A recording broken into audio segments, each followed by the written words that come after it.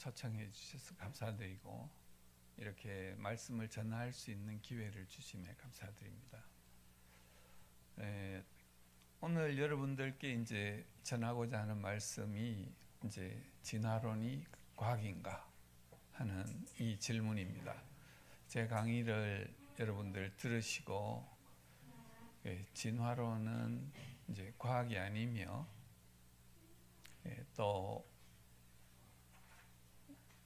그것 역시 무언가를 믿는 것이라는 것, 우리가 뭘 믿느냐의 문제라는 그 점을 여러분들이 이제 잘 아시면은 좋을 것 같습니다. 네.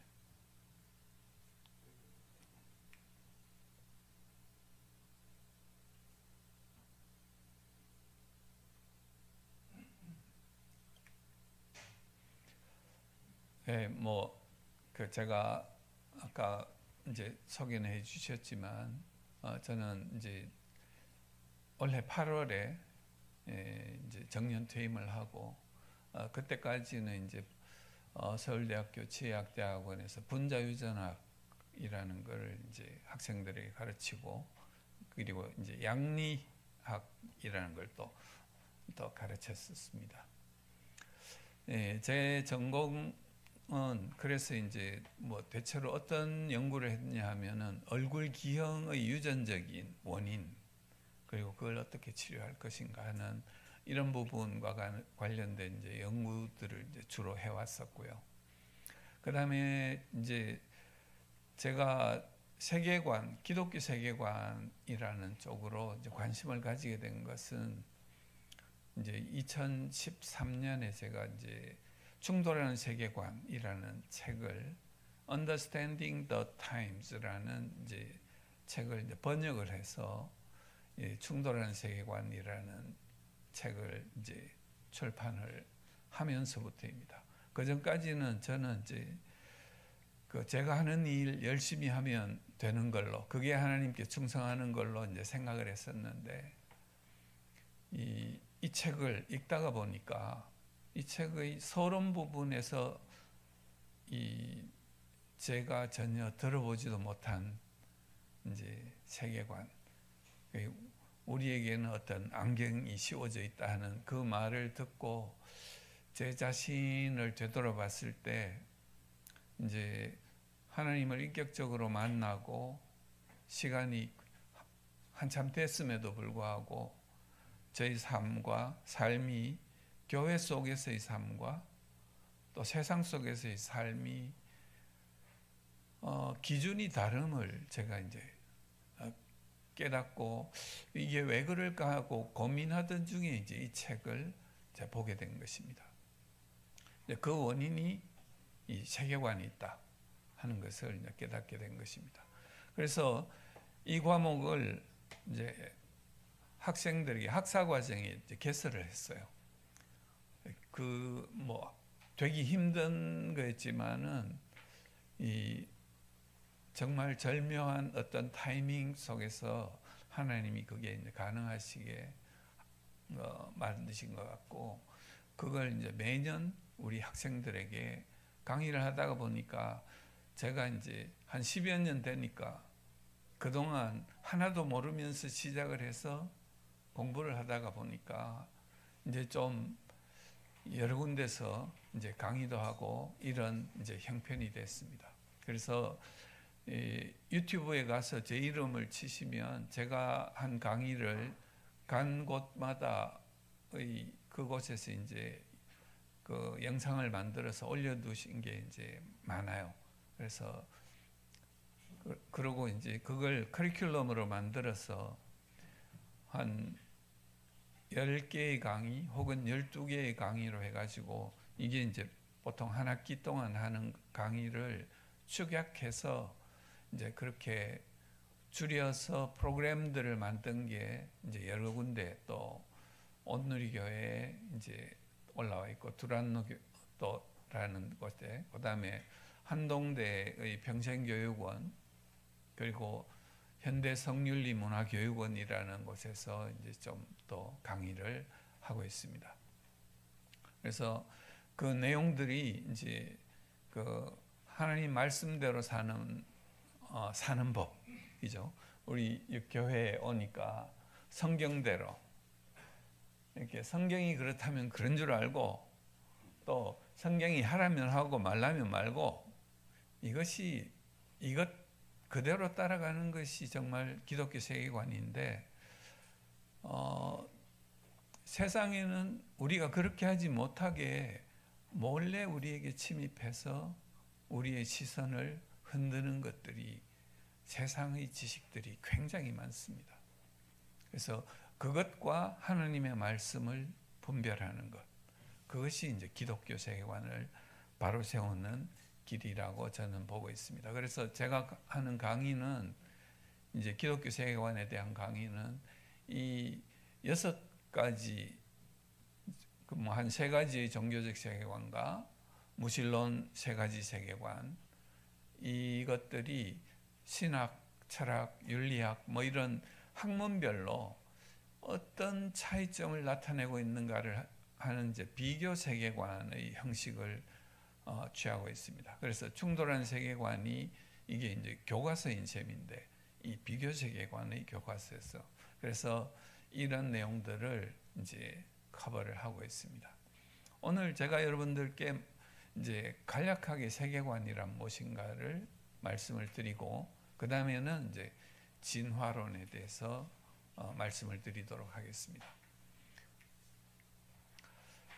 세계관은 시대를 이해하는 틀이라고 보통 이야기를 합니다. 그리고 세상을 바라보는 관점이라고 하기도 하고요. 그래서 제일 처음으로 이제 독일에서 임마누엘 칸트가 이 용어를 처음 썼다 그래요.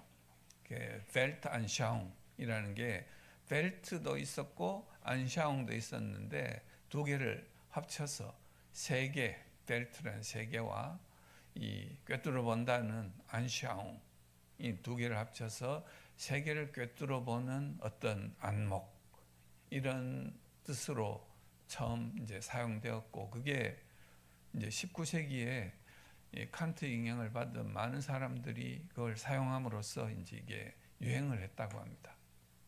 그리고 우리나라에도 이제 그게 전파되어 가지고 동양에서는 이 세계라는 게 시간과 공간이죠. 시간과 공간을 바라보는 관점, 이런 좀 철학적 의미로 이제 해석이 된 거죠.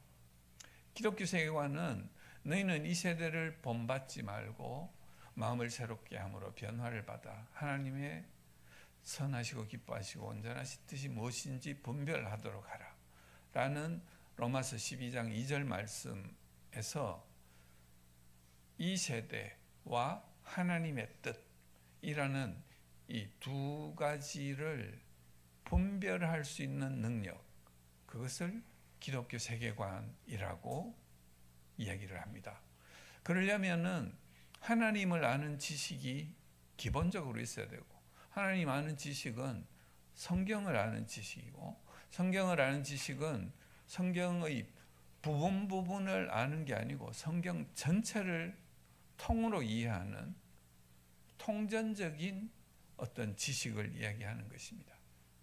거기에다가 세상이 몰래 우리에게 와서 뿌려놓은 가라지가 우리 속에 자라고 있는 그것이 어떤 것이 있는지를 골라내 가지고 이 분별할 수 있는, 그래서 그것이 이제 기독교 세계관을 바로 세우는 과정이라고 봅니다. 그래서 두 가지의 지식이 동시에 필요하다 하는 것이 지금 이 시대에 사는 우리에게 요구되는 것이라고 봅니다.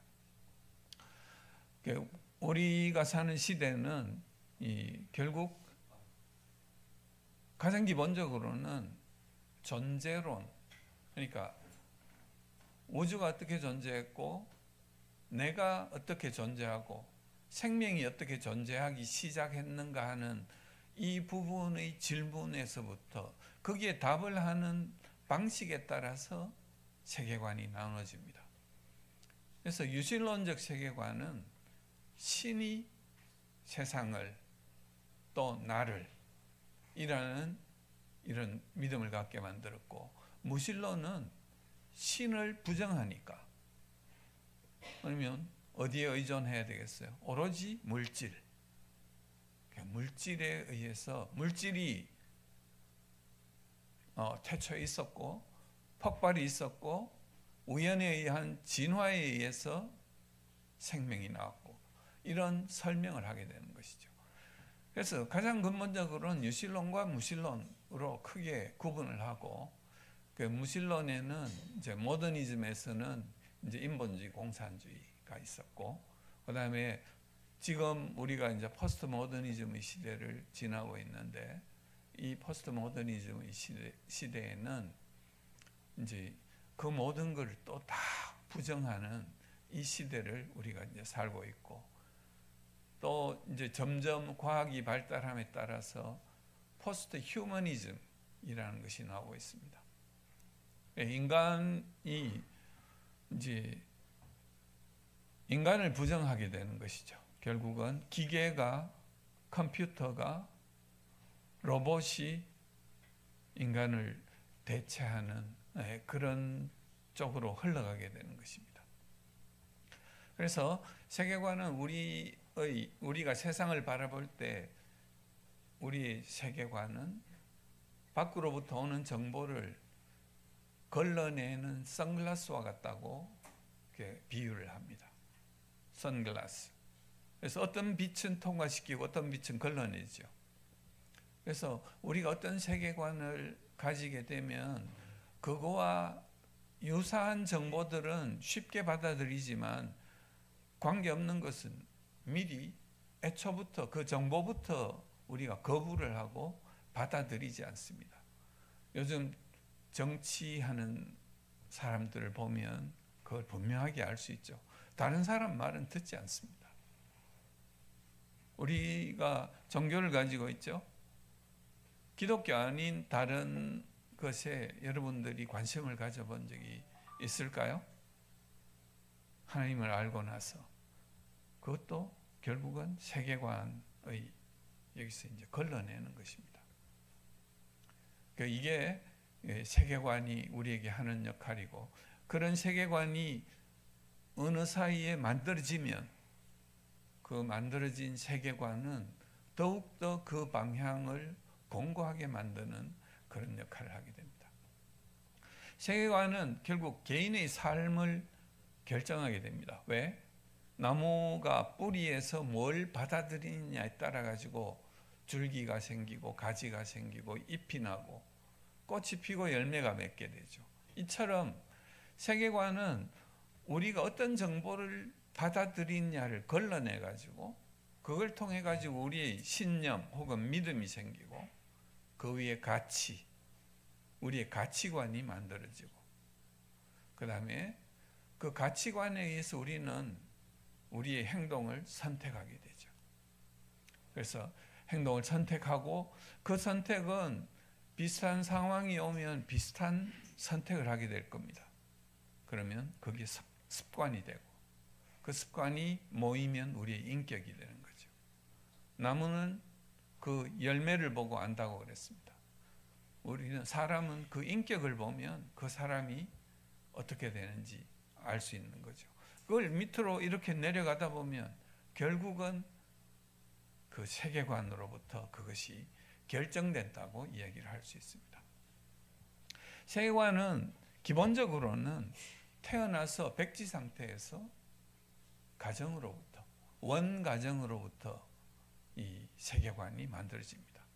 부모님을 흉내냄으로써 형제 간에 또 따라함으로써 그 세계관의 기반이 만들어지는 거죠. 우리 세계관의 바탕색은 어린 시절에 결정이 됩니다. 그리고 조금 지나면 학교를 가게 되죠. 학교를 가면은 공교육의 긴 시간 동안 또 수많은 지식들을 퍼붓듯이 그 다음에 시험을 봐가면서까지 머릿속에 집어넣게 만드는 거죠. 불행히도 우리의 공교육은 무신론 교육입니다. 국민교육이 거죠. 국가에 충성하는 국민을 기르기 위해서.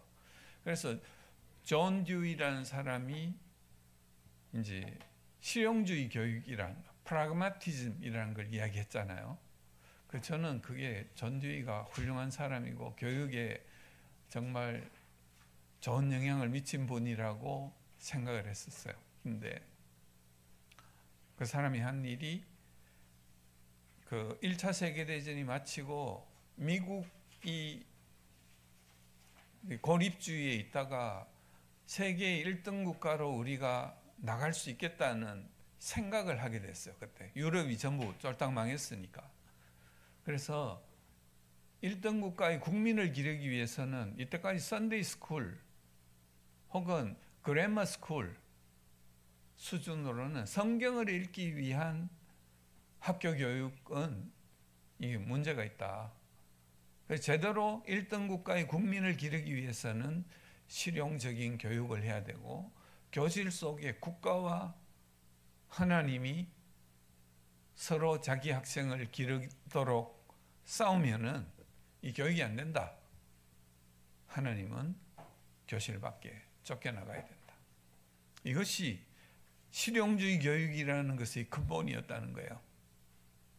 그래서 우리의 교육은 무신론 교육입니다. 그래서 여러분들이 공교육, 초, 중, 고등학교 교육을 잘 받고 나오면 기본적으로 무신론자가 되어야 마땅합니다.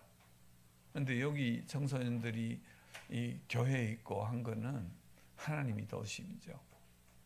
그래서 어떻게 여기 계실까? 그러니까 교회의 또 교회의 교육이 중요한데 그 많은 이제 목회자들이 이야기를 합니다. 일주일에 하루의 이 선데이 스쿨로 일주일에 수십 시간의 학교 교육을 어떻게 무신론 교육을 어떻게 당하느냐는 거죠. 그것도 시험까지 봐가면서 이걸 머릿속에 집어넣게 세뇌시키는 그런 교육을 받고 있는데 말이죠. 그리고 요즘은 그 세계관이라는 것은 뭔가 생각을 좀 할 시간이 있어야지 그걸 쌓아갈 수가 있습니다. 그런데 요즘은 생각할 시간이 잘 없잖아요. 학생들은 물론이고 어른들도 여기 붙잡혀가지고 이거 돌리느라고 거기에서 자기가 그 원하는 편향된 정보를 얻느라고 시간을 거기에다 다 쏟고 있기 때문에 한쪽으로 지속된 편향만 이루어지게 되는 것이죠. 그래서 우리는 균형 잡힌 세계관을 형성할 시간이 부족하다. 그래서 우리의 세계관은 편견일 수밖에 없고 먼저 들어온 것에 의해 자리가 차지되는 선입견일 수밖에 없다는 것입니다. 이것이 우리의 문제이고 그래서 우리는 균형된 세계관을 쌓기 위해서는 다른 생각들의 도전도 일부러 받아들여 가지고 부딪혀보고 거기에 답할 수 있는 우리의 신앙이 돼야지 우리의 신앙이 흔들리지 않지. 나중에 이제 대학 가고 이러면 아주 이상한 소리를 하는 교수들이 많습니다. 그 대학 교육은 거의 포스트 모던 교육으로 전부 도배가 돼 있기 때문에 이상한 소리를 하는 사람이라야지 살아남을 수가 있어요. 대학에서는 옛날에 좋은 소리를 똑같은 소리를 그대로 반복하는 것은 싫어합니다. 새로운 거. 그러니까 이상한 게 나올 수밖에 없는 거예요. 그래서 세계관의 문제 그리고 그 세계관은 이 밑에 만화처럼 프레임 어디에 내가 화면을 갖다 대고 보느냐에 따라서 그 프레임 전쟁이라고 이야기하죠. 이 그림에 보면 오른쪽 사람이 왼쪽 사람을 찌르는 것인데 근데 이 카메라에 담긴 내용은 왼쪽 사람이 오른쪽을 찌르는 것처럼 보이게 프레임이 잡히는 거예요. 이런 문제가 이것도 이제 세계관이고, 우리 세계관은 위에 그림에 보면 아기 때는 부모님의 선글라스를 끼든지 부모님이 사준 선글라스를 끼든지 그 영향을 받은 관점을 가지고 있다가 우리가 교육을 받고 이렇게 하는 과정 속에서 모든 이 선글라스 속에 저런 이제 물감이 뿌려진 저런 것들이 무수히 남게 되는 것이죠. 그래서 어떨 때는 요 점을 통해서 보고 어떨 때는 요 점의 색깔을 통해서 보고 우리는 마구 믹스된 세계관을 가지고 살고 있습니다. 기독교, 제가 이제 질문을 가지고 있었던, 왜 교회에서의 나의 삶의 기준과 세상 속에서의 삶의 기준이 다를까? 그게 저기 선글라스에 저렇게 물감이 흩뿌려져 있는 그런 다양한 것들을 가지고 내가 유리한 쪽으로 내가 선택하는 그런 삶을 살아왔기 때문에 그렇다는 것을 이제 알게 되었습니다. 그래서 결국은 이제 우리가 세상을 기본적으로 바라보는데, 아까 유실론과 무실론이 있었던 것처럼 그 존재론, 세상의 존재론을 우리가 어떤 것을 받아들이느냐에 따라서 우리의 많은 것들이 달라집니다. 그래서 태초에 하나님이 천지를 창조하셨다 하는 이 존재론을 믿는 사람, 이것은 이 유신론적 존재론이죠. 그리고 유일신론적 존재론입니다. 그런데 태초에 대폭발이 있었고 진화가 있었다. 이건 유물론적 존재론입니다. 물질밖에 없고 물질 외에 다른 건 없다고 인정을 하는 것이죠. 그 다음에 초월적 세계관, 범신론적 세계관이라고 하죠. 이건 눈에 보이는 건 진짜가 아니다. 색즉 시공, 공즉 시색. 색이라는 거, 보이는 것은 실제로는 진짜가 아니고 없는 것이고, 안 보이는 것이 진짜다. 그 중에 진짜가 있다는 것이죠. 이런 초월적 세계관을 가진 그런 세계관도 있습니다. 그래서 이제 이 무신론적 세계관, 유물론적 세계관을 가진 사람에게 신존재에 대한 칼람 우주론적 논증이라는 게 있습니다. 그러니까 하나님이 없다고 인정하는 사람에게 우주가 어떻게 생겼어? 하는 질문을 하는 거죠. 그러면 원래는 없었는데 우주가 존재하기 시작했다. 이것이 기독교 태초에 하나님이 천지를 창조하셨다는 것은 그 이야기거든요. 우주가 시작됐다. 그래서 모든 존재하기 시작한 것은 원인이 있다. 이게 1번 이제 전제입니다. 명제입니다. 두 번째는 우주는 존재하기 시작했다. 따라서 우주의 존재에는 원인이 있다. 그러니까 존재하기 시작한 것에는 전부 다 원인이 있고 우주는 존재하기 시작했으니까 우주가 존재하는 것에는 원인이 있다고 이야기를 하는 것이죠. 그래서 칼람 우주론적 논쟁은 여기서 이제 1번, 2번, 3번이 다 참이다라는 것을 증명을 합니다. 그래서 여러분이 혹시 궁금하시면 여기 밑에 이렇게 해놨는 칼람 우주론적 논증, 이거를 따라가시면 이 링크를 걸어놨어요. 그래서 이건 원래 이제 이슬람에서 만들어낸 이제 신존재의 논증입니다. 그런데 이 기독교의 이 윌리엄 레인 크레이그라는 분이 그 기독교 변증하는 철학자이신데 이분이 이걸 잘 설명을 해놨어요. 그래서 이제 만일에 1, 2, 3이 다 참이라면 그 원인은 무엇인가라는 거죠. 그 원인은 시간과 공간의 밖에 있어야 되는 거죠. 그 안에 있으면 아무것도 없는 데서 창조가 됐으니까 시간과 공간에 속하지 않고 또 물질도 아니고 없는 곳에서 이제 만들어야 되니까 전능하고 합리적이고 인격적이며 우리가 알 수 없는, 알려지지 않은 존재, 즉 신과 같은 존재. 그 원인은 신일 수밖에 없다라는 것이 칼람 우주론적 논증입니다. 그러니까 존재하기 시작하는 것은 전부 원인이 있고 그 원인은 우주는 신에 의해서 존재하기 시작했다 하는 것이 이거로 이제 증명할 수 있다는 것입니다. 그래서 그 인식론, 그 다음은 이제 그 존재론의 기반 위에 우리가 그럼 하나님이 존재한다면 그 하나님은 어떻게 알아? 우리가 이 질문을 할 수 있잖아요. 그 하나님은 어떤 분인데?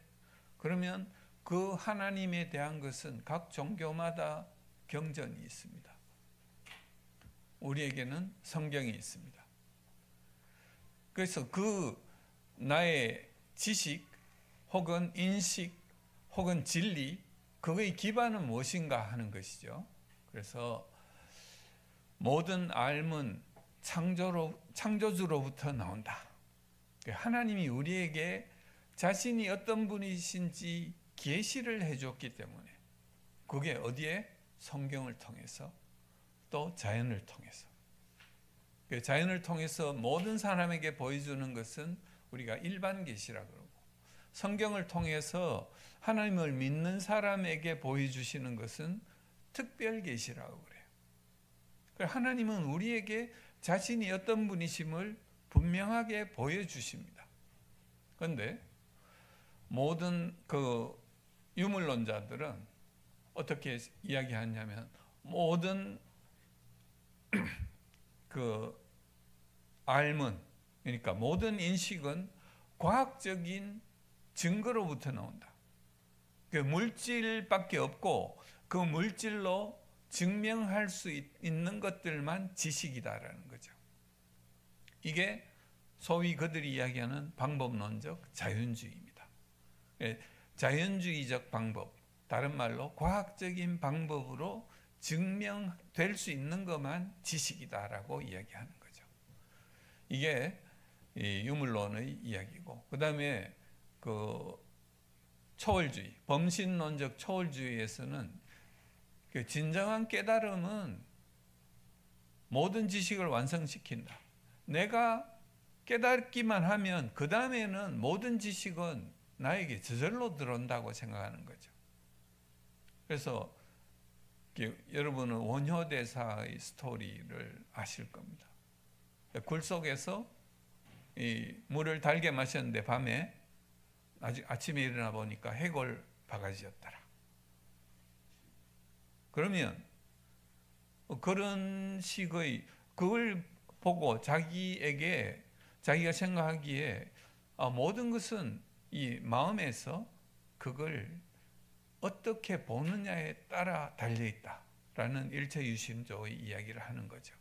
그래서 그 하나를 깨달으니까 그 다른 모든 게 이제 당나라에 공부하러 갈 필요가 없는 거죠. 난 다 깨달았어. 이렇게 되는 것입니다. 그러니까 그 어떤 존재론을 가지느냐에 따라서 그 다음의 우리의 알미라는 게 굉장히 큰 영향을 받는다는 것입니다. 그런데 이 엘빈 플랜팅가라는 이 기독교 이 철학자가 이렇게 이야기를 했습니다. 모든 지식은 믿음을 기반으로 한다. 그러니까 존재론적 믿음의 기반 위에 우리 지식이 쌓여간다는 이야기예요. 그렇지만 그 누구도 그 믿음의 기반, 그 존재론의 기반을 증명할 수는 없다. 과학적으로 증명할 수 없다는 것이죠. 무신론도 하나님이 존재하지 않는 것을 증명할 수 없고, 과학적으로 또 창조론, 유실론, 하나님을 믿는 우리도 과학적으로 하나님의 존재를 증명할 수는 없습니다. 모든 지식은 일단 믿는 것에서 시작한다. 어떤 기반을 믿는 것에서 시작한다는 것입니다. 그러니까 여러분은 뭘 믿고 시작하십니까? 혹시 진화론을 믿으면서 하나님을 믿지는 않습니까? 서로 모순되는 두 가지를 같이. 어떨 때는 이걸 믿고 어떨 때는 이걸 믿지는 않습니까? 그런데 그 진화론이 그 존재론의 기반이잖아요. 그러니까 태초에 물질이 있었고 그 폭발이 있었고 그 폭발 후에 진화에 의해 가지고 생명이 있었다 하는 이것이 그 유물론의 존재론의 기반이고, 그걸 믿고 시작을 하면 우리의 지식의 스토리의 방향이 완전히 달라진다는 것입니다. 그래서 유물론 혹은 다른 말로 과학주의 혹은 물질주의, 자연주의라고 이야기하는 게 전부 같은 이야기입니다. 여기에서는 과학주의가 뭐냐 하면 과학이 진리와 합리성의 유일한 근원이다. 그러니까 물질로 증명할 수 있는 것만 지식이고 나머지는 가짜 혹은 사이비 지식이다라고 이야기를 하는 거죠. 그러니까 신학은 자연히 사이비가 될 수밖에 없는 거예요. 그런 말 많이 들어보셨죠? 그래서 방법론적 자연주의는 좋다 이겁니다.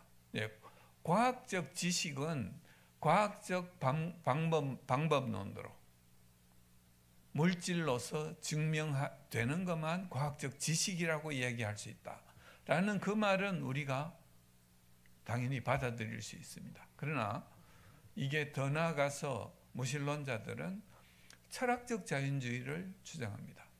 보이지 않는 것도 물질로 증명하라고 요구를 합니다. 그래서 그 요구를 너희들이 있다고 주장하니까 너희들이 책임지고 증명해 라고 그 증명의 책임을 이제 신이 존재하는 것을 믿는 사람에게 떠넘기는 거죠. 이게 이제 굉장히 그 지난 세기에 많은 다툼이 있었던 부분입니다. 그래서 아까 엘빈 플랜팅가가 한 이야기가 거기에 대한 기독교의 방어 논리입니다. 모든 존재하는 그 지식은 믿는 것으로부터 시작한다. 너희들도 믿고 시작하지 않느냐. 이제 그 부분을 가지고 이제 이야기를 할 수 있습니다. 그래서 이제 과학주의를 우리가 볼 때 진화론은 과학이 아니라 유물론에 기반한 그 인식이다. 우리의 인식론이고, 그다음에 창조론도 과학은 아니다. 둘 다 과학이 아니라는 거죠. 둘 다 세상의 시작과 존재에 대한 형이상학. 형이상학이 원래 존재론과 인식론과 기원론과 이런 걸 다루는 걸 철학에서 형이상학이라고 이야기를 합니다. 이건 철학에서 다뤄야 될 이야기를 자꾸 진화론이 과학이라고 이야기하니까 문제라는 거죠.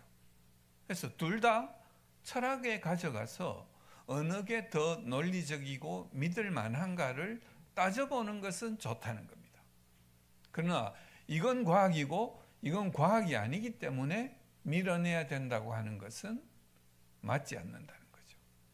우리가 무신론자들이 그런 주장을 할 때 대응하는 방법을 이제 그런 방식을 여러분들이 잘 생각해 두시면 좋겠습니다. 두 인식 모두 존재론의 과학적 기반을 제시할 수 없고, 존재론은 진화론은, 그런데 문제가 뭐냐면 구속적입니다. 반드시 해석을 진화론의 방식으로 하도록 얽어매 놓고 있어요. 틀을 만들어 놓고 있습니다. 그러나 창조론을 믿는 사람은 하나님이 창조하신 그 원리가 어떤 것인지, 저도 과학을 하는 사람이기 때문에 연구를 할 때 해석에 반드시 이건 진화이기 때문에 이런 걸 내가 할 필요가 없는 것이죠. 그러나 진화론을 이걸 믿고 있는 사람들은 모든 것을 그 틀에 맞지 않으면은 배제시켜야 됩니다. 그런 문제를 가지고 있는 거죠.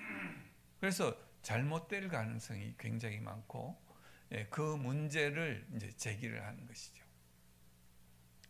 그리고 신학과 과학은, 우리는 창조론에서 하나님이 천지를 창조하셨다는 것은 이 신학의 이야기입니다. 이건 신학은 하나님, 성경은 우리에게 하나님이 세상을 왜 창조하셨는가, 우리를 왜 창조하셨는가에 대해서 말씀합니다. 어떤 과학적인 방법으로를 이야기하지는 않습니다. 하나님이 존재하라, 말씀으로 존재를 명령하셨지 방식을 이야기하지는 않았다는 거죠. 과학은 그 방법, 어떻게를 이야기합니다.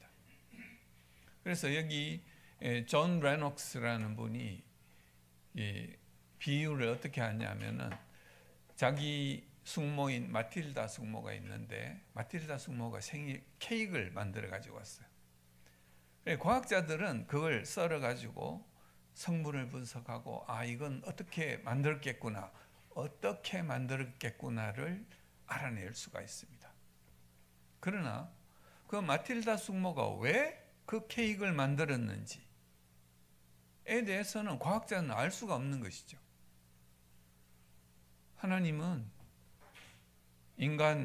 인간을 창조하시기 전에 그 모든 것을 준비를 하셨고, 인간과 함께 교제하시기 위해서 하나님의 형상대로 인간을 만드셨습니다. 그러면 하나님이 우주를 왜 만드시고 인간을 왜 만드시고 나를 왜 만드셨을까요? 라는 것에 대한 답이 그 속에 있는 거죠. 왜? 라는 거에 답이 있습니다. 그리고 과학의 지식은 기반이 튼튼하지 않습니다. 과학혁명의 구조라는 책을 여러분들이 아실 겁니다. 과학은 혁명적으로 바뀐다. 패러다임이 있고, 그 패러다임 위에 과학은 이렇게 지식이 축적되어 간다. 축적되어 가다가 여기에 반하는 지식들이 자꾸 나오면 이 도전을 계속 받다가 방어를 하다가 결국 그 방어할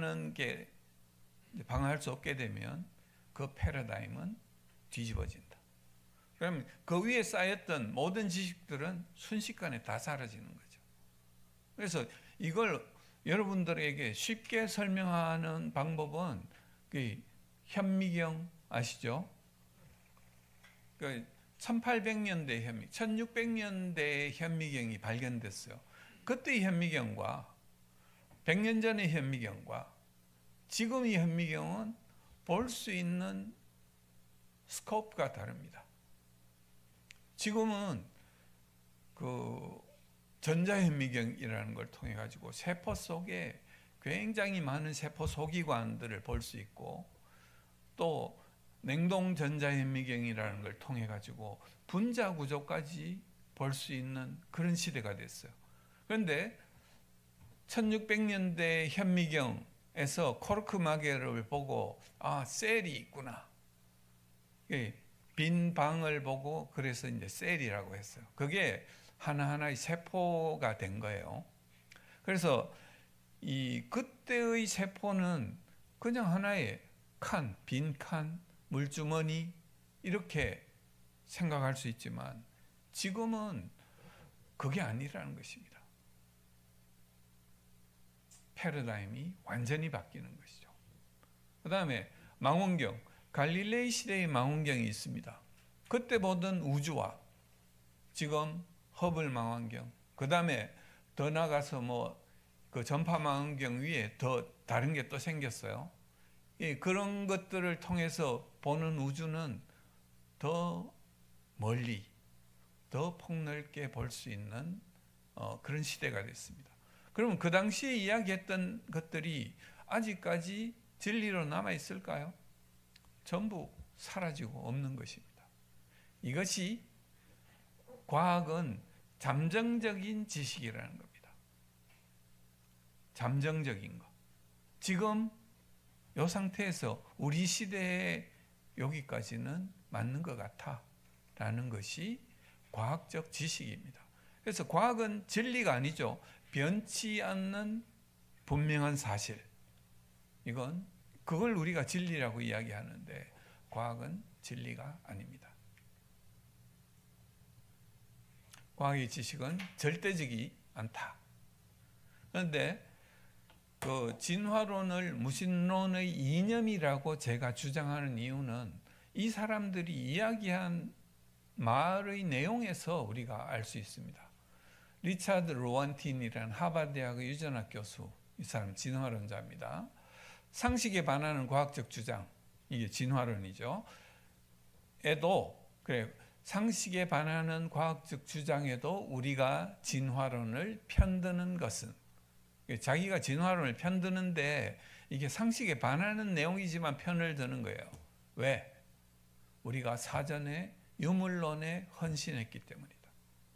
나는 물질만 있고 신은 존재하지 않는다는데 그 존재론에 내가 이걸 걸었기 때문에 나는 그걸 믿는 것이고, 그 다음에 우리는 신의 발이 문에 들어오는 것을 허락할 수 없기 때문에, 그러니까 유실론적인 존재론을 허락할 수 없기 때문에 진화론을 내가 인정한다는 것이죠. 그 다음은 과학의 기본 틀이라는 캘리포니아주 공립학교의 과학교육 교과 과정의 교사에게 주는 지침서입니다. 과학의 기본 틀. 종교적 신념으로 과학적 결론, 이 진화론을 이야기합니다. 종교적 신념으로 진화론을 거부하는 학생에게 이렇게 이야기하라. 진화론은 이 분야의 과학자들 사이에 의심의 여지가 없는 과학적 지식이며 모두가 공유하는 지식이다 라고 가르쳐라.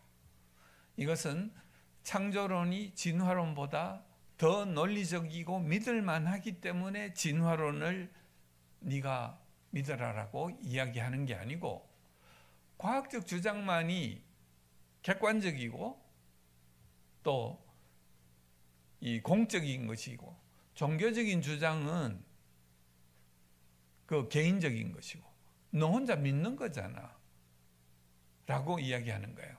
그리고 너의 주관적인 이야기잖아. 그러니까 입 다물고 네 방에 들어가서 너 혼자만 그거 생각해. 여러분들 그 압력을 받지 않습니까 지금? 하나님이 창조하셨다는 이야기를 교실에서 여러분들이 하려고 할 때 그런 압력을 느끼지 않습니까? 이것이 그들이 만들어낸 이념이기 때문에 그렇습니다. 그 다음 노벨 물리학상을 수상한 스티븐 와인버그라는 사람이 한 말입니다. 세계는 오랜 종교의 악몽에서 깨어날 필요가 있다. 종교의 장악력을 약화시키기 위해 우리 과학자들이 할 수 있는 일은 무엇이든지 해야 하고, 이는 문명에 대한 최대의 기회일 것이다.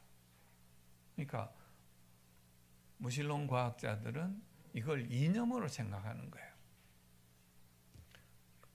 그 다음에 좀 정직한 진화론자입니다.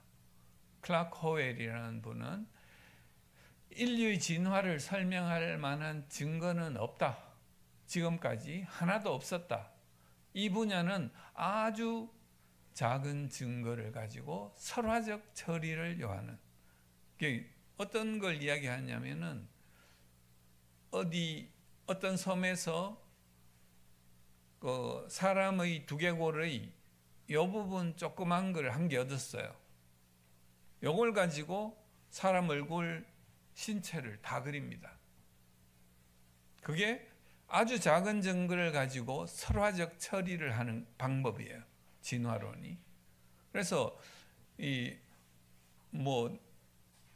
북경 원인, 네안데르탈인, 이런 그거에서 유골이 전체로 발견된 것이 아니고 조각이 발견된, 그것도 아주 작은 조각이 발견된 걸 가지고 그 스토리를 만들어낸다는 것이죠. 그래서 진화에 대한 완성된 시나리오는 우리가 알 수 있는 범위 너머에 있다는 것이 진실일 것이다 라고 이제 이야기를 합니다. 스티븐 호킹 같은 이 물리학자도 천국이나 내세는 없다, 무신론적인 생각을 가지고 있는 거죠. 어둠을 두려워하는 사람들의 요정 이야기일 뿐이다 라고 이야기를 합니다.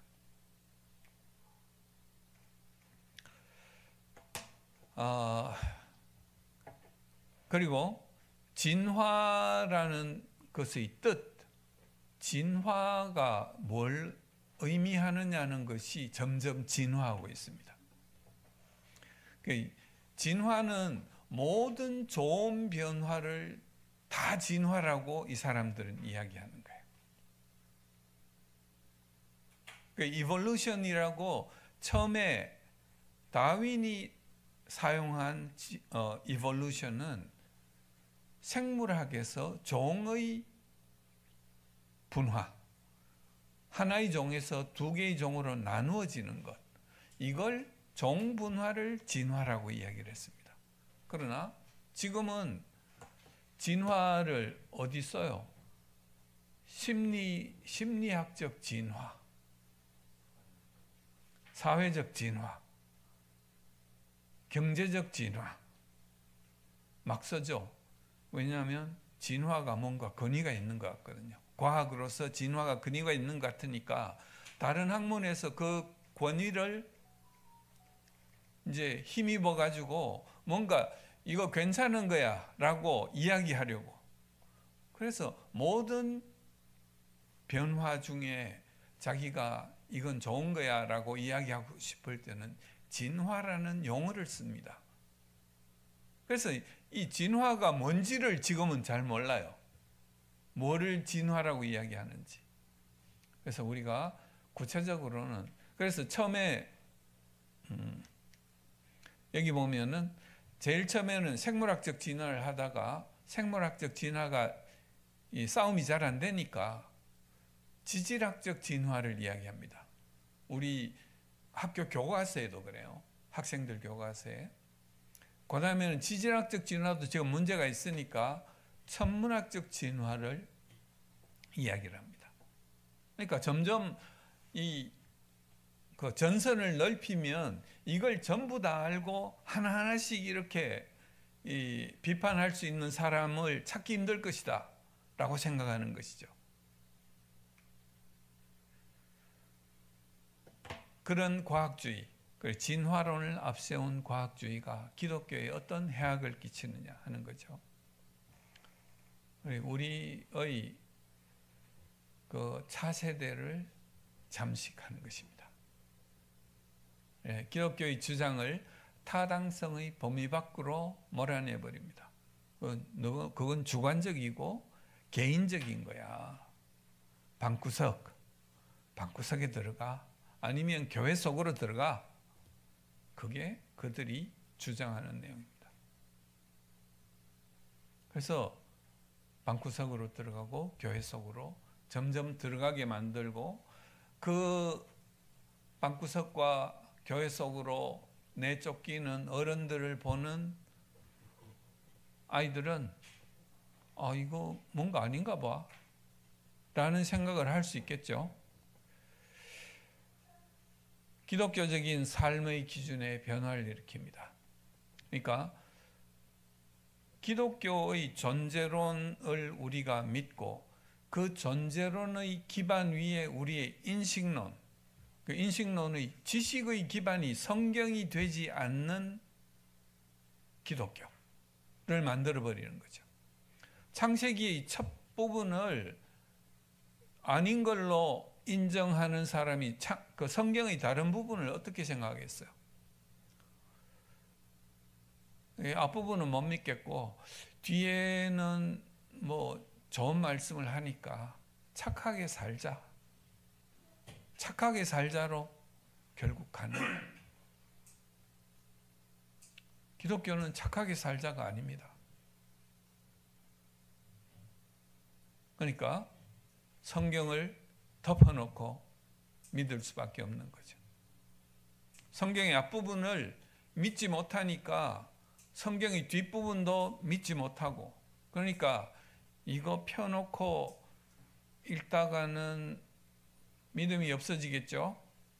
팍 덮어놓고 믿으세요 라고 이야기하게 되는 겁니다. 그럼 우리 자녀들이 그걸 볼 때 저건 못 믿겠네, 당연히 그 생각이 드는 것이죠. 그러니까 진화론은 과학이 아니고 과학은 불변의 진리가 아닌데 이제 우리를 이제 그렇게 만드는 것입니다. 그리고 과학은 사실 우리 삶의 아주 중요한 문제들, 나는 누구인가? 나는 어디서 왔는가? 나는 어디로 갈 건가? 내가 지금 살아있는 이 세상 속에 나의 문제는 무엇이고 그 문제는 어떻게 해결할 것인가 하는 이 삶에 있어서 아주 중요한 문제들에 과학은 하나도 대답을 해주지 못합니다. 진리는 그런 것이에요. 이런 질문에 대답해 주는 것이 진리인데 과학은 거기에 대한 대답을 하나도 해주지 못합니다. 그런데 우리 기독교의 문제는 그것을 이제 문제를 제기하는 과학자가 아주 절대 소수라는 것과, 그다음에 진화론을 확신하고 있는 신학자와 목회자가 증가하고 있다는 것입니다. 그다음에 심지어 창조론을 부끄럽게 생각하는 그리스도인이 증가하기 시작했다는 점입니다. 이것이 이제 기독교의 지금 가장 큰 문제라는 것입니다. 그래서 제가 진화론에 대해서 많은 이야기, 그 증거들이 있지만 그 여러분들이 대부분 아시는 이야기들이고, 제가 이야기하는 최신의 지식으로만 여러분들에게 말씀드릴 수 있는 것을 드리고, 나머지는 여러분들이 궁금하신 거 있으면 질문을 받도록 하겠습니다. 이게 다윈의 종의기원의 목차입니다. 다윈의 종의기원이라는 것은 이제 책 제목이 한글로는 이렇게 짧게 되어 있지만 영어로는 아주 길게 되어 있어요.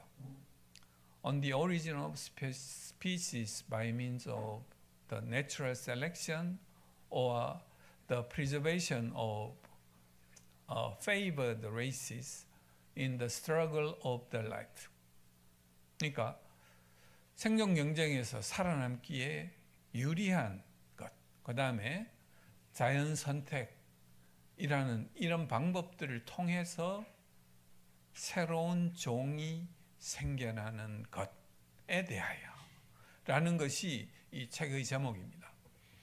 그래서 다윈이 책에서 쓴 내용을 보면 뭐냐면, 사육과 재배에서 발생하는 변이, 이건 뭐냐면 뭔가를 그 사람이 이제 키우기 시작하면 사람이 그 당시에도 벌써 이렇게 그 접붙이고 교배를 하고 하는 것을 알았던 시대예요. 그러니까 이 어떤 식으로 이걸 하니까 형태가 바뀌는 방향이, 종 안에서 특성이 바뀌는 방향이 이렇게 변화가 일어나더라는 것을 아는 시대였습니다. 그래서 재배하고 사육하는 과정에서 이렇게 같은 건데 점점 다른 방향으로 가더라 하는 것을 이 사람이 관찰했습니다. 그걸 진화라고 이야기할 수 있습니까? 같은 종인데. 그런데 다윈은 책 전체에서 전부 그걸 이야기를 하고 있어요. 같은 종 안에서 시간이 지나면 점점 변하고 있다. 안에서 키워도 그렇고 야생에서 방목해도 그렇고 그걸 쭉 이야기를 하는 거예요. 전부 같은 종 안에서. 그러면 우리는 그걸 진화라고 이야기하지 않습니다. 그 사람들이 자꾸 그걸 진화라고 이야기하니까 그럼 나누어 가지고 그걸 소진화라고 하자. 같은 종 안에서 좀 형태가 변하는 거 소진화라고 하자. 종을 넘어서는 형태의 변화는 우리가 대진화라고 하자. 그런데 이제 대진화의 증거는 아직까지 하나도 발견된 적이 없습니다. 다윈이 이 다윈의 종이기원이라는 책이 명성을 얻게 된 것은 이 사람이 5년 동안 세계 일주를 하면서 온 동네를 다 다니면서 그걸 자세히 관찰한 사람이에요. 그 다윈의 정체성은 뭐냐면 박물학자예요. 박물. 박물관 알죠? 박물이라는 것은 생물, 식물, 동물도 있지만 광물도 있고 모든 것, 박물이라는 게 모든 물건들을 이야기하는 거예요. 그래서 다윈이 관찰은 열심히 했지만 그 시대의 과학은 요즘으로 이야기하면 과학이라고 이야기하기 힘든 것이었다는 거죠. 그래서 그 사람이 관찰한 내용 중에서 진화의 어떤 증거를 보여준 것은 아무것도 없습니다. 그리고 그래서 이 사람이 자기 책의 9장에서 보면 지질학적 기록의 불완전함에 대하여, 즉 화석 증거가 없다는 이야기입니다.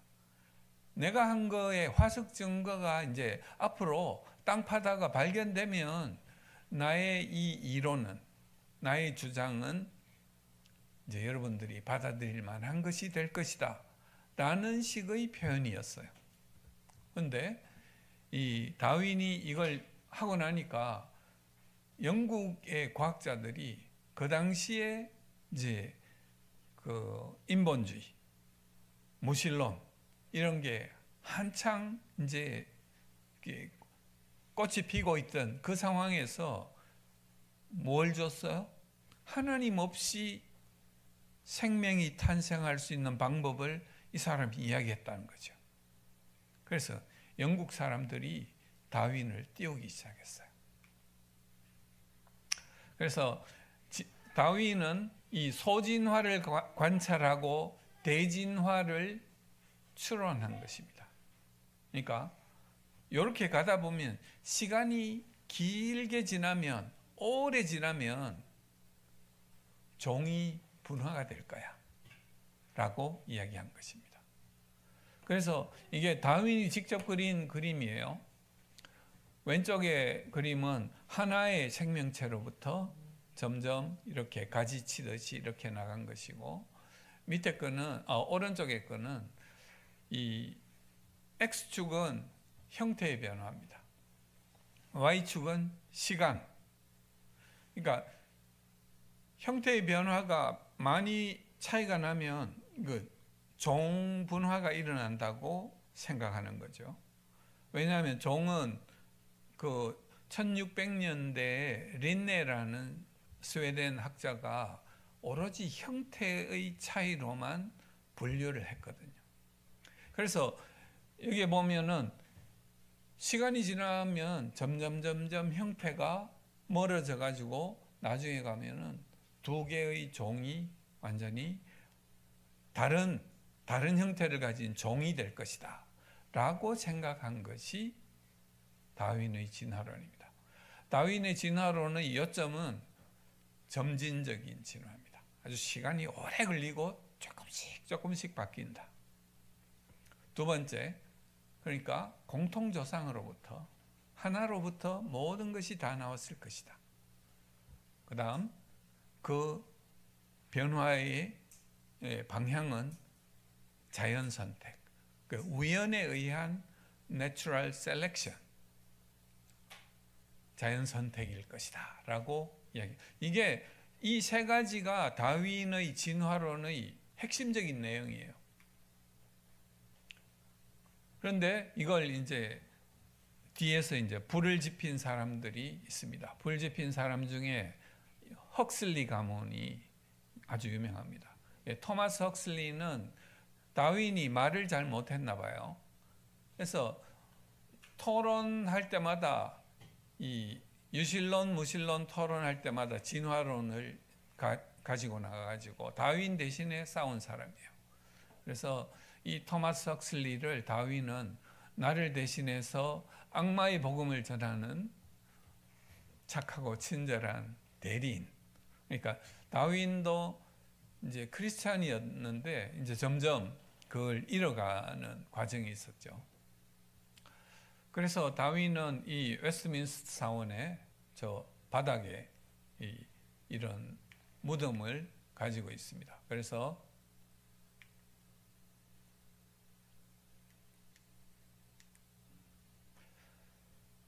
그만큼 영국 사람들이 다윈을 좋아했어요.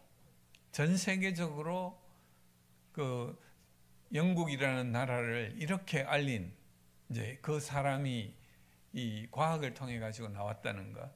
그래서 토마스 헉슬리의 손자, 이 밑에 오른쪽 그림을 보면 이 토마스 헉슬리의 무릎에 앉은 이 줄리안 헉슬리라는 사람인데, 이 사람이 영국의 생물학회 회장도 하고 유네스코 위원장도 하고, 그래서 이 사람이 네오 다윈이즘, 그러니까 신다윈주의를, 그거는 이제 그 줄리안 헉슬리가 유네스코 회장일 때 그 전에 진화의 방법이 돌연변이에 의해 가지고 일어날 수 있다는 내용들이 1900년대 초중반에 돌연변이 현상을 발견을 했거든요.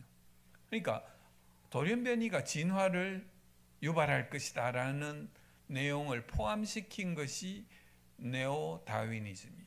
신다윈주의를 이 줄리안 헉슬리가 이걸 이제 내세운 사람입니다. 그 다음에 에른스트 해켈이라는 사람, 이 그림은 여러분들도 많이 보셨죠? 이런 거 교과서에도 실려 있었는데, 이게 사기였다는 것이 이제 자기 스스로 고백을 했고 나중에 재발견이 돼가지고 결국 사이언스에 이제 이게 다시 났습니다. 해켈의 사기, 이게 재발견되다 하는 이런 제목으로 났습니다. 그리고 공산주의는 또 어때요? 그러니까 종교는 인민의 아편이고 신은 존재하지 않고 존재하지 말아야 되고 존재할 수 없다. 마르크스가 주장한 내용입니다. 그러면 신을 없앨 수 있는 좋은 방법, 진화론. 그래서 공산주의에서는 그들이 그 연구소를 만듭니다. 그래서 거기에 진화론을 서포팅할 수 있는 학자들을 만들죠. 대표적인 사람이 오파린입니다. 오파린은 이 화학 진화를 이야기하면서 원시 숲라는 이야기 여러분 들어봤어요? 생물학에서 원시 숲 이론이라는데, 뭐 푸르죽죽한 하수도의 이런 것 같은 그런 웅덩이 속에서 생명체가 만들어질 수 있다고 이야기하는데, 푸르죽죽한 하수구는 생명체가 있기 때문에 그런 게 생긴 겁니다. 그 생명이 없는 맑은 물에는 절대 아무것도 생길 수 없는 것이죠. 그래서 이게 이제 이 사람들이 이야기하는 내용들이 이제 말도 안 되지만 그 당시에 그냥 이걸 이제 계속 눈덩이를 굴려가는 거예요. 그러니까 진화론은 그렇게 눈덩이처럼 커갔습니다. 그러나 이제 무기물로부터 유기물이 생기고, 그 다음에 유기물 단량체라는 거, 모노머라는 거죠. 그거는 아미노산이나 핵산 모노머들이 뭉쳐져 가지고 긴 DNA나 단백질이 만들어지는 데는 정보가 필요하다는 겁니다. 정보. 이 아무거나 그냥 우연에 의해 가지고 연결되면 그건 기능을 할 수 없는 것이라는 거죠. 기능을 가지려면은 정보에 따라서 순서대로 아미노산 20종류가 순서대로 어떤 순서를 가지고 있어야지 어떤 구조가 만들어지고, 그 구조가 있어야지 기능을 하는 단백질이 만들어집니다. 그래서 이 부분을 이제 무시하는 거죠. 그래서 그 진화론자들은 이 단계적인 도약에 각각의 모든 정보가 필요하다는 것을 이제 인정하지 않습니다. 우연에 의해서, 전부 우연에 의해서고, 단지 시간만 길게 느렸을 따름입니다. 그러니까 시간이 필요하기 때문에 수십억 년이 거기서 나온 것이죠. 그래서 진화론을 비판하자면 진화론은 과학이 아니다. 그 이론과 법칙이 있는데 진화론은 그냥 이론일 따름이다. 그냥 이럴 수 있다라는 걸로 이제 그 한 사람이 이야기한 거에 불과하다는 거죠. 그 다음에 법칙은 그 대신 항상 일정하게 맞아 들어가는 걸 우리가 법칙이라고 이야기합니다. 그 다음에 실험과학과 역사과학. 실험과학은 진짜로 물질로서 과학적인 방법으로 해서 원인과 결과가 명확하게 나오는 것을 재현할 수 있으면 우리가 그걸 과학적 지식이라고 이야기하는데, 역사과학은 증명할 수 없는 것을 과학에서 다루는 부분, 즉 형이상학적인 과학적 지식을 역사과학이라고 이야기합니다. 그러니까 기원론은 역사과학이고 형이상학이고, 이건 증명할 수 없는 내용이다. 그래서 진화론은 과학이 아니다는 거죠. 이해가 되셨습니까? 진화론이 과학이 아닌 이유. 클라크 오웰은 아까 이야기한 것처럼 아주 작은 증거를 가지고 설화적 처리를 하는 것이 진화론이고, 우리가 과학의 편을 드는 이유는 유물론에 우리가 헌신했기 때문에 그렇다는, 이게 그들의 이념이기 때문에 그런 것입니다. 그렇지만 창조론도 과학은 아니다. 창조는 하나님의 선언입니다. 내가 만들었다. 내가 너희들을 우주를 이렇게 만들었고 이런 걸 만든 이유는 이런 거야 라고 우리에게 설명해 주시는 거죠. 어떻게를 설명하는 책은 아닙니다. 진화론자들에게 부정당한 다윈의 진화론. 아까 진화론의 핵심이 뭐라 그랬어요? 점진적 진화, 자연선택, 하나의 공통조상을 가지고 있다는 거죠. 1980년에 시카고에 있는 필드 자연사 박물관이라는 곳에 전 세계의 진화론자들이 모였습니다. 모여가지고 회의를 했어요. 그 당시에 막 발전하던 분자생물학, 유전학의 지식은 진화론을 전부 거부하고 있었거든요. 그래서 그 학문 분야에 있는 사람은 이게 진화론 말도 안 되는 거다.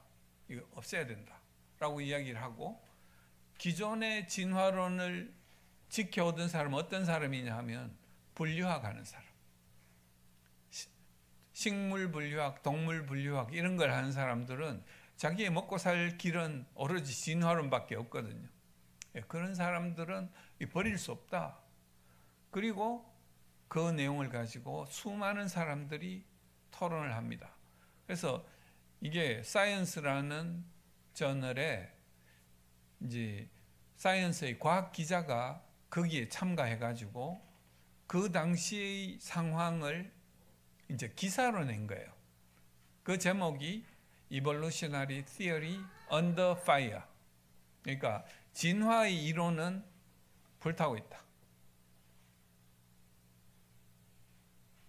그래서 그 당시에 참가했던 많은 사람 중에 진화론을 철석같이 지키고 믿고 있는 사람들은 완전 정신이 나간 상태고, 그 다음에 이걸 주장하는 사람은 그걸 반대하는 사람들에 대한 비난과 그 사이, 그들 사이의 혼란을 설명을 해놨어요.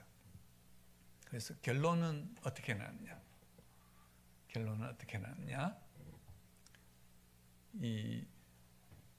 이쪽에 왼쪽의 그림이 아까 다윈이 그린 그림이죠. 종의 분화가 점진적으로 이렇게 일어난다고 이야기를 했는데, 형태의 변화가 X축이 시간이 지남에 따라 점진적으로 일어나는데 점진적으로 일어나는 증거가 없다. 그리고 공통조상이 없다. 그러니까 다윈의 진화론에 점진적 진화와 공통조상은 없어진 거죠. 그 다음에 스티븐 굴드라는 하버드의 또 진화론자입니다. 이 사람이 그래서 공통조상도 없는 것을, 그리고 점진적 진화가 일어나지 않는 것을 반영을 해가지고 어떤 이론을 만들냐면은 단속평형 이론이라는 걸 만들었어요. 이쪽 오른쪽 그림을 한번 보세요. 굴드 사진 옆에 있는 오른쪽 그림을 보면 형태의 변화가 이 Y축 같은 선상에서 형태의 변화가 쭉 일어나죠. 그렇게 쭉 올라갔다가 또 쭉 이렇게 일어납니다. 아주 짧은 시간에 급격하게 진화가 일어난다는 것을 주장하는 것이죠. 이건 어떤 효과를 나타내냐면은 이 중간에 이렇게 분지가 될 때 있는 공통조상을 설명하지 않아도 됩니다. 오랜 시간 화석의 증거가 없기 때문에 그걸 주장할 수가 없는 것이죠. 화석 증거가 없는 것 때문에 지금 이 이야기예요. 그래서 짧은 시간에 이게 쫙 변해가지고 가면 그게 어떻게 그렇게 일어날까는 도무지 설명하지 않습니다. 그냥 짧은 시간에 이렇게 일어났다고 치자. 그게 단속평형 이론입니다. 그러니까 진화론자들은 다윈의 진화론을 부정했어요.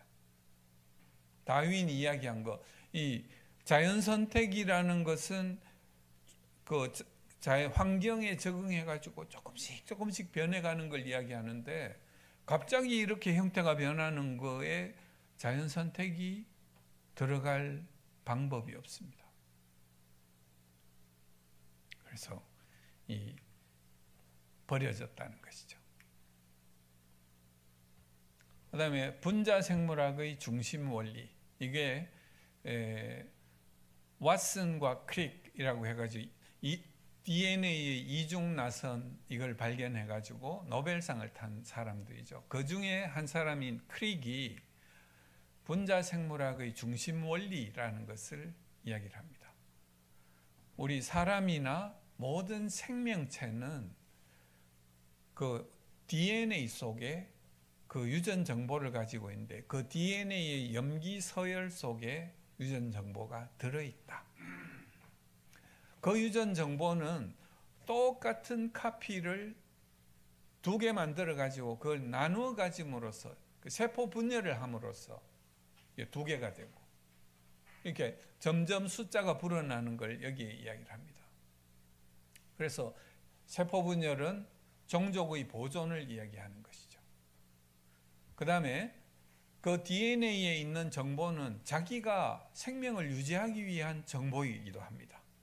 그래서 그 안에 들어있는 정보를 RNA라는 걸로 그대로 카피해가지고 일부를 RNA 형태로 만들어내고 그 다음에 그 RNA를 번역하면 RNA에 있는 정보를 번역하면 단백질이라는 게 만들어집니다. 그러면 그 단백질이 우리 세포가 생활하는데 필요한 실제 액팅하는 물질이에요. 예를 들어서 호르몬이나 효소나 우리 몸의 구조를 형성하는 단백질이나 이런 모든 게 다 단백질인데 그 단백질의 정보가 DNA 속에 들어있다는 거예요. 그리고 DNA에서 RNA가 만들어질 때는 모든 생화학적 반응은 속도가 아주 느려가지고 그냥 가만히 두면 새로 만들어지는 것보다 부서지는 게 더 많다는 겁니다. 그럼 그 반응을 빨리 일어나기 위해서는 뭐가 필요하냐? 효소가 필요한 거예요. 단백질이 필요한 거예요. 그러면 DNA에 있는 정보를 RNA로 만들어내는 속도가 너무 느리면 이 단백질이 없으면 만들어지다가 사라져 버리는 거죠. DNA에서 DNA를 이제 replication, 복제할 때도 빨리 안 만들면은 만들다가 부서지는 거예요. 그럼 없어져 버리죠. 죽어버립니다. 생명이 유지가 안 되는 거예요. 그러면 DNA가 먼저 있어야 되냐? 단백질이 먼저 있어야 되냐? 정보가 없으면 단백질을 만드는 정보가 없으면 단백질을 못 만들죠. 그런데 단백질이 없으면 그 정보를 단백질로 만들어가는 과정을 속도를 빨리 만들 수 없는 것이죠. 그럼 만들다가 못 만들어서 죽어버린다. 그러면 처음부터 새로 다시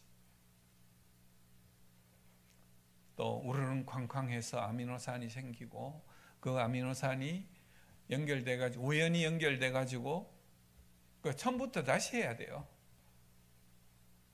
진화가 아니고 생명의 시작을 처음부터 다시 해야 되는 것입니다.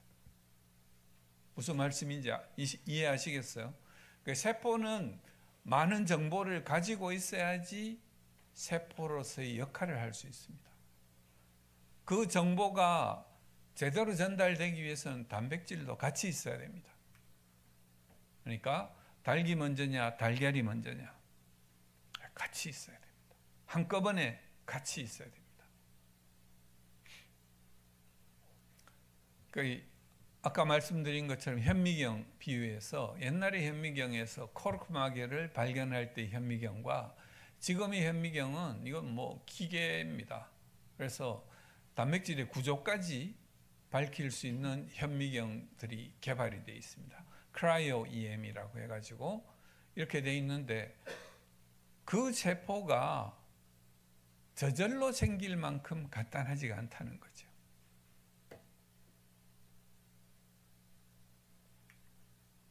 그래서 저절로 생길 만큼 간단하지 않다는 것은 이 제이 크라이그 벤터라는 사람, 유명한 사람이 있습니다.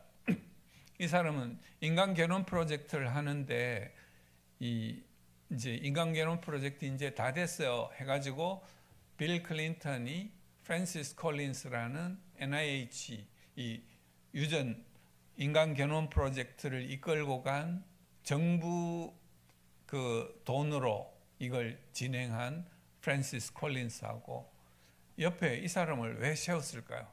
머리가 이렇게 된 JCV. 이 사람은 우리가 빨리 인간의 유전자의 정보를 밝혀내 가지고 그걸 특허를 얻겠다. 그 특허를 얻으면 이거 질병을 치료할 수 있는 정보가 그 속에 들어있다. 그 특허 얻으면 돈을 많이 벌 수 있다. 투자해라. 사람들이 돈을 마구 투자했어요. 그래서 정부에서 막대한 예산을 들여가지고 하는 것보다 이 사람들이 더 많은 예산을 가지고 일을 막 진행을 하니까 서로 경쟁이 돼가지고 굉장히 빨리 20년쯤 걸릴 거로 생각했던 게 한 10여 년 만에 완성이 된 거죠. 그 사람이 이제 특허를 안 내주니까 그걸로 돈은 못 벌고 명성을 얻었습니다. 그 명성을 가지고 또 투자를 받았어요. JC, 자기 이름을 딴 J. Craig Venter Institute를 만들었습니다. 이 사람이 여기서 뭘 하냐면은 Synthetic Biology, 그러니까 생명을 합성해 보겠다는 것입니다. 그래서 이건 진화론적으로도 가장 간단한 생명을 만들면은 하나님 없이 생명이 만들어질 수 있다는 것을 증명할 수 있는 거기 때문에 시작을 한 것 같아요. 했는데 그 결과는 뭐냐면 가장 작은 지구상의 생명체를 찾아보니까 마이코플라즈마 제니탈리움이라고 이 길이가 50만 DNA 염기서열이 한 50만, 사람은 아까 30억 염기서열이 30억이라 그랬고 이건 50만 개 정도 된다고 해요.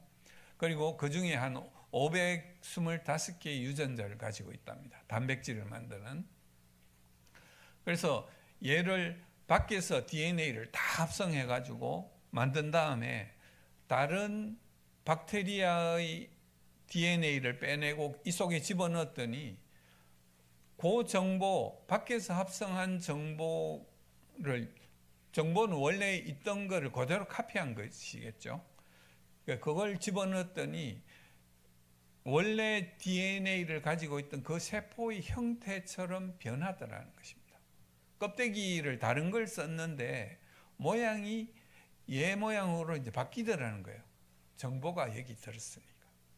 그래서 사이언스라는 저널에 이걸 하기 싫습니다. 그 다음에 이 사람들이 한 걸 하나씩 없애봐요.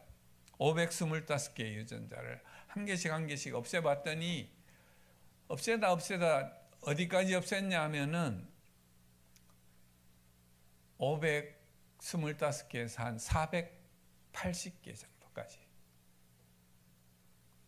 한 50개 정도. 50개 정도를 줄여도 살더라. 그게 옆에 있는 사진에서 두 번째 사진인데 위에 이걸 자꾸 키우다가 보니까 얘가 모양이 자꾸 변하고 성장하는 속도도 다르더라. 이 문제가 좀 있다. 그래서 똑같이 만들려고 하니까 도로 몇 개를 이제 집어넣어 봤어요. 그래서 결국 480개가 되니까 아까는 475, 근데 이제 480개가 되니까 얘가 이제 원래 거의 형태와 아주 비슷해지더라. 성장 속도도 비슷해지더라 하는 겁니다. 그래서 이 사람들이 한 게 뭐예요? 525개 유전자 중에 기껏 한 40몇 개를 없앤 겁니다. 그리고 얘가 이전의 세포하고 비슷한 특성을 가지고 있는지 없는지 그것도 잘 모르는 상태에서 그냥 그런 상태로 살아남았다는 것만 보여준 것이죠. 여기서 이제 이 사람은 주장하지 않았지만은 저는 거기서 뭘 보느냐? 아무리 간단한 생명체도 한꺼번에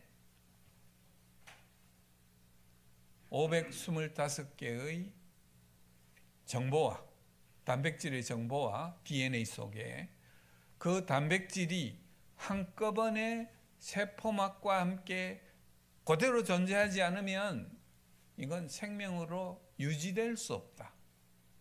생명으로 유지되지 않으면 어떻게 돼요? 그 다음에 없어지는 거죠. 그럼 처음부터 새로 다시 한 개의 분자에서부터 새로 다시 시작해야 되는 거예요. 그러니까 여기까지 온 거를 처음부터 다시 해야 되는 거죠. 그러니까 번개가 우르릉 쾅쾅 치는 거에서부터 아미노산이 생기고 거기서부터 다시 시작해야 된다는 겁니다. 무슨 말씀인지 이해가 되시죠? 그러니까 생명은 있는 그대로 지금 형태 그대로 처음부터 존재할 수밖에 없다는 것입니다. 결국 하나님이 모든 생명을 종류대로 창세기 1장에 보면 종류대로 창조하셨다고 이야기했는데, 그 종류는 지금 있는 그대로의 종류를 하나님이 창조하셨다는 것입니다. 그래서 이 내용을 보고 이제 그래서 이제 뭐 제가 그 시간도 거의 다 됐기 때문에 제가 뭐 이쪽에 있는 내용은 자세히 설명하지를 않겠습니다. 종을 보면 문강, 목과 속종 뭐 이렇게 하시는 분들, 거꾸로 하시는 분도 있고, 그런데 이게 이제 결국은 형태로만 1700년대에 이걸 그 종분류를 했는 걸 아직도 쓰고 있다는 거예요. 근데 우리가 인간 유전체는 염기서열의 처음부터 끝까지를 다 염기서열을 우리가 밝혀낼 수 있고, 이제는 그걸 굉장히 빨리 할 수 있습니다. 심지어 우리 학교에도 제 실험실에도 그 기기가 있다니까요. 염기서열을 시퀀싱하는. 그러면 이제부터는 각각의 생명체의 염기서열을 분석해가지고 이게 얼마나 같으냐에 따라 가지고 종분류를 할 수 있습니다. 그렇게 종분류를 새롭게 해야지 진화라는 측면을 가지고 종분류를 굳이 할 필요가 없다는 뜻이죠. 그래서 조금만 시간이 지나면 완전히 뒤집어질 겁니다. 그 다음에 지질계통표, 이것도 아까 이야기했듯이 생물학에서 지질학으로 넘어갔다 그랬잖아요. 이것도 여러 가지 문제가 있습니다. 여러분들 아실 걸로 생각하고 넘어갑니다. 그 다음에 우주로 넘어가죠.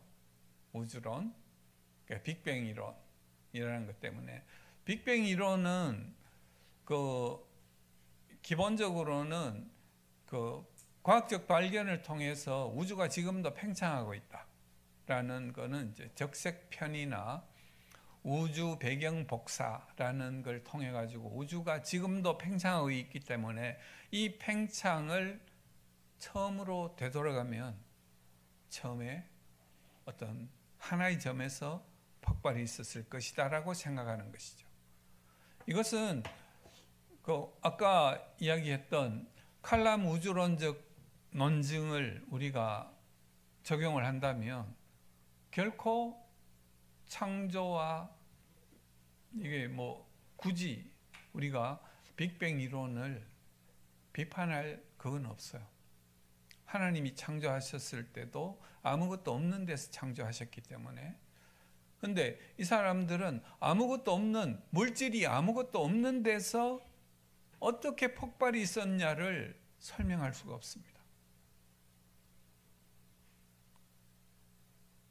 태초에는 아무것도 없었잖아요. 아무것도 없었는데 어디서 폭발했냐. 그래서 구차한 답변이 나온 게 뭐냐면 마이너스 공간이 있었다. 마이너스 공간은 존재하는 게 아닙니까? 그래서 이제 그런 대답을 이제 하고 있습니다. 그 연대에 대해서 여러 가지 논란이 많습니다. 그래서 그 연대에 대해서 그 우주의 나이를 뭐 137억 년 뭐 이렇게 보는 사람, 그 물리학, 물리 천문학을 한 사람은 그렇게 이제 계산을 해요. 처음 폭발로부터 그 정도의 시간이 흘렀을 것이다. 그래서 이제 우리 대학의 재원호 교수라는 물리천문학부 교수님이 과학 창세기 우주를 만나다는 이 책에서는 이걸 이제 그 시간의 관점을 하나님이 창조하시는 6일의 시간을 그 상대성 이론, 그러니까 누구의 시간이냐, 하나님의 시간이냐, 인간의 시간이냐. 처음에는 폭발을 하면 그 폭발의 속도가, 팽창 속도가 굉장히 빨랐을 것으로 생각을 합니다. 아마 빛의 속도로. 그래서 저기 이 그림에 보면 이게 팽창 속도입니다.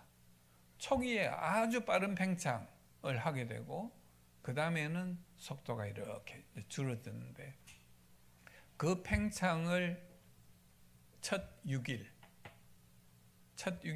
여러분 그 특수상대성 이론에서 우주선을 타고 뭐 어디 먼 별에 갔다 오니까 자기는 나이가 뭐 별로 안 지났는데 자기 딸이 커가지고 자기보다 더 늙어 있다, 뭐 이런 그게 나오잖아요. 그게 이제 특수상대성 이론이고, 일반 상대성 이론은 물리적인 어떤 이 장이 다른 곳에 있으면 그 시간의 흐름이 달라진다는 것을 이야기하는 것이 일반 상대성 이론입니다. 그래서 특수상대성 이론을 이야기하면 팽창하는 별 위에 존재하는 사람과 그 밖에 존재하는, 이 팽창하는 우주의 밖에 존재하는 그 창조자의 눈으로 보는, 이게 다르다는 거죠. 그러니까 이분은 그 물리학도 하고 신학 해가지고 이제 신학도 했기 때문에 이제 이 설명을 이렇게 해봅니다. 이걸 빅뱅 이론이 맞다라고 이제 인정하는 것보다는 빅뱅 이론을 창세기와 연결하자면 첫 하루는 한 80억 년 될 것이다. 빛의 속도로 만일에 팽창한다면 하나님께는 하루였지만 그 속에 있는 지구로의 관점에서 볼 때는 그건 80억 년. 둘째 날은 한 40억 년. 반감기가 빨리빨리 이렇게 되니까 하나님이 6일의 마지막 부분에 모든 것이 준비되고 난 다음에 인간을 창조하셨죠. 인간의 시간은 거기서부터 시작이 됩니다. 우주의 시간을 우리가 아주 멀리 있는 별에서 이 지구에 빛이 올 때 몇 억 광년 뭐 이런 이야기를 하잖아요. 그럼 그렇게 멀리 있는 별이 있다. 그리고 그 빛이 우리에게 이르르는데도 그런 시간이 걸린다는 걸 우리가 이야기를 한다면 뭔가 시간이 필요합니다. 그죠? 그래서 그런 부분을 어떻게 설명하느냐의 논리의 문제지, 어느 게 더 그럴듯하냐의 문제지, 하나님이 창조하신 그 창조라는 것을 과학으로 증명하기 때문에 믿느냐 아니냐는 아니라는 거죠. 무슨 말씀인지 알겠죠? 그게 그 다음에 이제 기타 이제 진화의 여러 가지 아이콘들이 있습니다. 뭐 이런 거 있는데 이거는 여러분들이 찾아보시면 될 것 같고, 그 다음에 유신진화론이라는 게 있어요. 유신진화론. 여러분 이것도 아실 겁니다. 유신진화론은 진화론입니다. 그냥 하나님이 모든 그 조건을 다 만들어 주시고, 진화의 조건을 만들어 주시고 하나님은 싹 빠지셨다. 그 다음에 이 우주를 창조하시고, 그 다음에 모든 것은 진화의 원리로 생명이 만들어지고, 이렇게 그게 이제 유신진화론의 설명입니다. 그것은 진화론하고 다를 바가 없는 것입니다. 공격적 무신론자들이 있습니다. 리차드 더킨스, 크리스토프 히친스, 데니얼 데넷, 샘 해리스 뭐 이런 사람들은 기독교를 공격하기 위한 저격수로 고용된 사람들입니다. 그리고 그걸로 돈벌이를 하는 사람들입니다. 무신론자들이 이런 글을 쓰면 사람들이 열광하기 때문에 이 사람들은 이걸로 이제 돈을 버는 거죠. 제러 다이아몬드, 유발 하라리 이런 사람도 마찬가지입니다. 과학적인 용어를 쓰지만 전부 진화론적 그 이념을 전달하는 그런 내용들을 포함하고 있습니다. 과학주의 주장은 드디어 이제 휴머니즘에서 트랜스휴머니즘, 포스트 휴머니즘으로 인간이 아닌 쪽으로 이제 넘어가야 되는 거. 심지어 이제 어떤 이야기를 하냐면 우리의 기억만 잘 저장돼 있으면 우리는 영원히 죽지 않는다. 로봇에 AI가 연결돼 있으면 나의 정체성은 여전히 살아가지고 그대로 존재할 것이다. 이게 포스트 휴머니즘이 이야기하는 그런 내용들입니다. 그리스도인들은 그 자연과 성경 둘 다 저자가 하나님이시죠.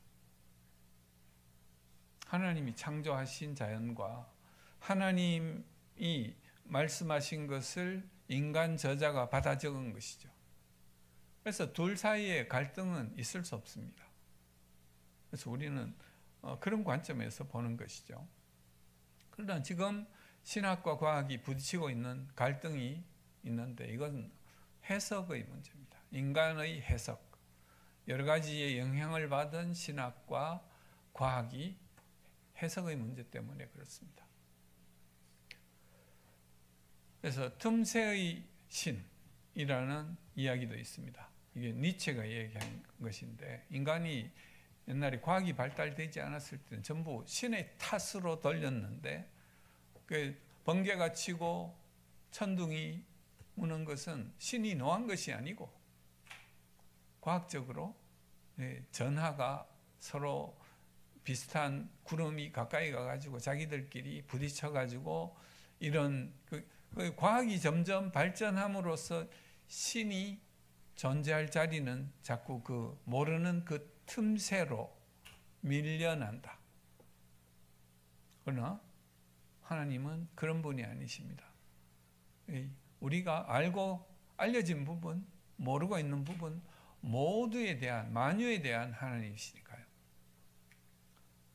저는 이제 고린도전서 13장 이 사랑장이죠.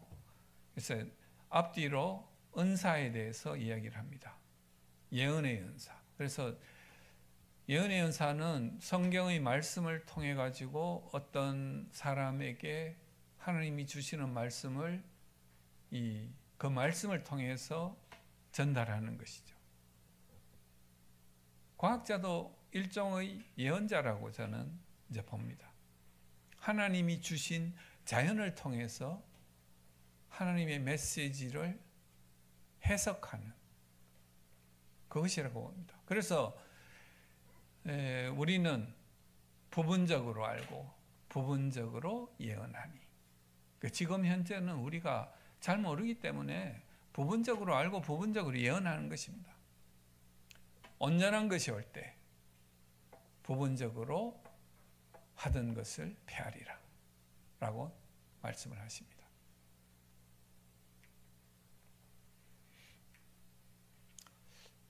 우리는 어떻게 살아야 될 것인가? 우리 세계관은 모든 학문 분야에서는 우리 신앙을 뒤흔드는 공격이 있습니다. 신학, 철학, 과학. 지금 대표적으로 이제 과학에서 우리 신앙을 흔드는 공격이 있는데 우리가 성전, 우리의 신앙이라는 성전을 지키기 위해서는 성벽과 성문이 제대로 되어 있어야 됩니다. 느헤미야에 보면은 사로잡힘을 면하고 남아있는 그 예루살렘의 그 백성들이 큰 환난을 당하고 왜냐? 성벽은 무너지고 성문이 불탔기 때문에 주변 민족의 공격에 대해서 결국 자기의 성전을 지킬 수 없다는 것을 이야기하고 있는 것입니다.